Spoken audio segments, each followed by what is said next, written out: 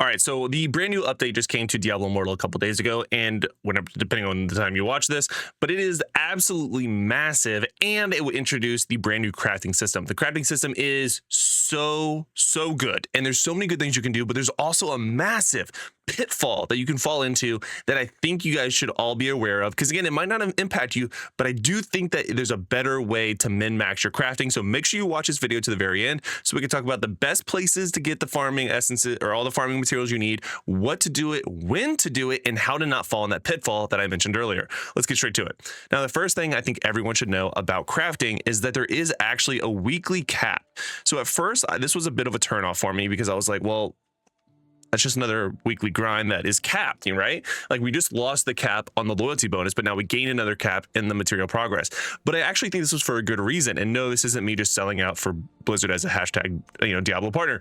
I truthfully think that if it wasn't capped, you would see a lot more people AFK farming because this is very robust in the open world. You can very easily spend arguably like close to no time and cap this in its current state. But if it was uncapped, you would see a ton of people just open world farming, AFK farming, and that is never a good thing. You see a lot of people complaining about that in the forums, in the world chat, everywhere. On Reddit, like the Discord, like literally everyone hates AFK farming.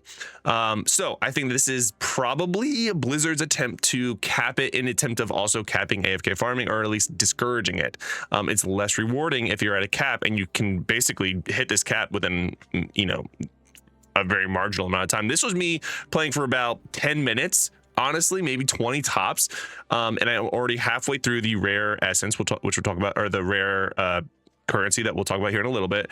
And I'm already a third of the way through the first one and a third of the way through silver ore, but I do have a lot more of the stained remains that I can farm. But again, that's close to no time. And I wasn't actually trying to look for crafting stuff. I was just doing my bounties. So if I was deliberately doing things to get more of this, then obviously I would probably have capped it even quicker. But again, that is why I think there is a cap. I don't hate it actually, but I do think there is a strategy now and sort of like a best practice going into this when it comes to crafting. So make sure you keep watching this video. So again, you get what do these different materials do? You can go to literally any city now and there's actually a blacksmith. You don't have to go all the way over here to what's her face, chassis, whatever. So every single city now has its own blacksmith, and you can go to item crafting. So here you can see there's actually different types of item crafting, and I can actually do a little bit of crafting myself. I won't, for a reason we'll talk about here in a second. So the first thing you can see is that you can make a legendary item using just this stained remains. Okay, you can see that I can actually craft my main hand or an offhand because I have enough of the iron ore. You can see I can almost craft two actually. It's telling me what to do, which is part of the video. So thank you for that. So you can see that in the normal, what we're going to call basic or normal crafting, you can craft a legendary item of your choice in terms of slots, and you'll get 2 to 3 random attributes, 2 to 4 magic attributes. Okay. And then the equipment gains a random special magic attribute. You can see the list of magic attributes you can get for all classes or your specific class. I'm currently on the monk. I was like, where is it? It says current class. That's super helpful. Now, it was noted by somebody else that we only have 6 here, as 7, I think, for some others, but we're actually missing some of the different ones you can get. So that I don't know if I don't think that's working as intended. I hope to see an update on that. It has been reported to Blizzard, so when I get more information, I will share it with you. But again, this is a good start, right? This is baseline. We have options, but not all options. So now, what is this fine craft thing that it was trying to tell me about? Well, we hit fine craft. Keep in mind what we have. We have 2 to 3 random, 2 to 4 magic. So if you click this, it goes to guaranteed 3 random attributes, still 2 to 4, but now you can actually pick one of the magic attributes. It does cost this brand new rhodolite crystal, which you can only get 6 of, as we spoke about earlier, for the weekly cap, 6 a week, which means you can only do what we're going to call like the fine craft once a week. Okay, if you were to do it every week. So keep that in mind. You can probably see where I'm going with this, but you can actually select which of these attributes you want. Again, not all are available. We're missing several. I think we're missing about 3 to 4, maybe 3 per class. So if you don't see yours here, I would hold off because maybe they'll add it soon. All right, so that is crafting. That is how you craft. That is what you use the materials for. Okay, you can see that again. I can craft almost 2, but I'm not, and I'll talk about that here in a second. Set crafting, absolutely no change. Just it's all combined into item crafting, so that's where that lives now. Skill stone crafting. I touched on this ever so slightly in my first look video that I did the other day. This is very, very good, but not as good as what I think people think it is. So when you create this, you get 3 random skill bonuses for the class you're on, but it is in the form of a skill stone, and it is not sellable, so it cannot be traded. All right, which is okay. So it would have cost 500 plat to put it on the market and sell it and all that, but now you can't do that. So what can you do with this skill stone? Well, once you have a skill stone, you would have to go over here to our friend, the charm vendor, and you have to pray to the RNGesus that you get one of those 3. Now, again, odds are you probably will. If you go to extract, I don't have one, upgrade, imbue. I always do it wrong. So you go to imbue, you pick one of your current charm that you want, and you have to then pick a skill stone. Once you pick the skill stone, you still have to go through the RNG of like ticking and then randomly landing on one. Now, again, you will have 3 options out of the 5. So there's a decent chance you're going to get one that you want. But again, you're not just getting all 3 of those on a charm. You're getting a chance at one of them put on a charm. And so like this is a good way to build up your charms with a little bit less RNG, but still a ton of RNG built in. And again, it's still a good way of, if you're really trying to min max a specific class, you can constantly guarantee yourself 3 attributes that you can then go ahead and put on. And then if you once, you get, let's say I want exploding palm up higher. If I get exploding palm, there's a chance I can, upgrade it like that. So there's min max you can do. It is a good addition because it's more free to play friendly, and it doesn't cost plat, which is great. Actually, it might cost plat. Now I say that, I can't remember. Anyway, so there's that. So this is a good change, but not as good as I think a lot of people thought at first look. So that is crafting as a whole. Now, where are the best places to craft?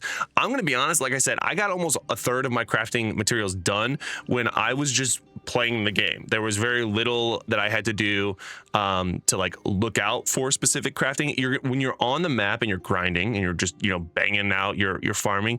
Once you get close to a stone on your mini map, it'll actually glow gold. It'll like have a gold circle that goes up, and that is how you can basically mine stuff. But that's not the only place you can mine things. So if I want to get more of these, it says you can get it from mining Oblivion Pillars, Hellslayer Bounties, Terror Rifts, Inferno 1 and above, and Destruction's Call, which we'll talk about a little bit later. Same for these. So you can do it from mining Oblivion Pillars, Terror Rifts, and Destruction's Call. Same with the Iron Ores. You can see that you don't actually just have to, and then the Stained Remains is arguably even better because we can actually just do things that we would be doing anyway, which is just killing elite monsters, which you're going to be doing in the overworld, or just in your dungeons, these can drop. So that's good. And then obviously everything else is there. So basically you don't have to look for mining nodes to get the crafting materials. You can do all the normal things that you would be doing on a weekly basis, which I think is fantastic. You can see my weekly collection progress is 26%. Today is Friday, so I do have a little bit of grinding I need to do. But again, I already know that because there's other things that I need to do for my weeklies already. I got to do my bounties, my bestiaries. I do need to do my dungeons. I need to do cats on my dungeon thing. So I need to do 9 dungeons. Battlegrounds I also need to do with the new Battleground map will be fun. Terrorists, I need to do 10. So you can see that there's still things that I need to do, and I need to consume 10 of my Terror Essences for my other weekly cap. So there's things that I need to do anyway, and Vanguard actually, which is probably gonna be a separate video because it reset. But yeah, so like there's stuff that I need to do that I can basically max my crafting materials. But if you are done with all your weeklies and you're like, well, how else can I do it? Just go overworld farm. You will I almost guarantee you will run into several. In fact, I was doing Hellslayer bounties and there were nodes within the Hellslayer bounty that I found. And I was like, all right, it happened like 2 or 3 times. So it's not uncommon. Like I ran like 5 and 3 out of the 5, I got nodes within the Hellslayer bounty, and then there was a chance of them dropping in the Hellslayer bounty from the chest. So it was like double dipping, and it was awesome. So crafting is a fantastic addition to the game, but like I mentioned earlier, there is a massive pitfall that I want to make sure you guys don't fall into, and that is straight up don't craft. don't craft right now. Reason being, we are missing some of our magic attributes, so that is part of it. But also, more importantly, this is going to be a really nice addition, and you could basically, when you get to a new difficulty, so right now, Server Paragon, I'm below it, is 740. So we're about, what, a little over a month away from over a month away, obviously, to getting to the new difficulty, right? So, but when that happens, if you save up those weeks of crafting materials, as soon as you get to that new difficulty, and the Server Paragon does too, you can then, oops, I went to the wrong one. You can go to item crafting and then perfectly fine craft out each individual piece. So then you can have a full set gear of legendary gear, not set gear, but legendary gear of the ideally better equipment than what you have now.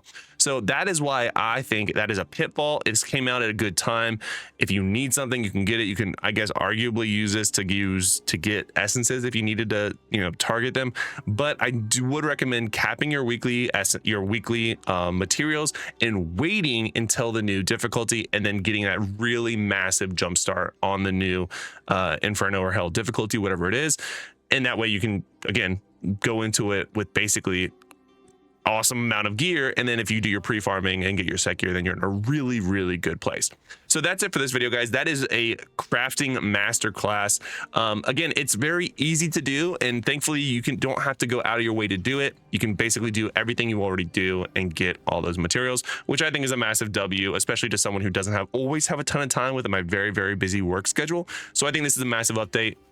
W in my book. Let me know what you guys think. Let me know if I missed anything. I'm pretty sure I covered it all, but if I missed anything, let me know, and I will pin the comment down below so everyone else can see it as well. Love you guys. See you in the next video. See you later. Bye.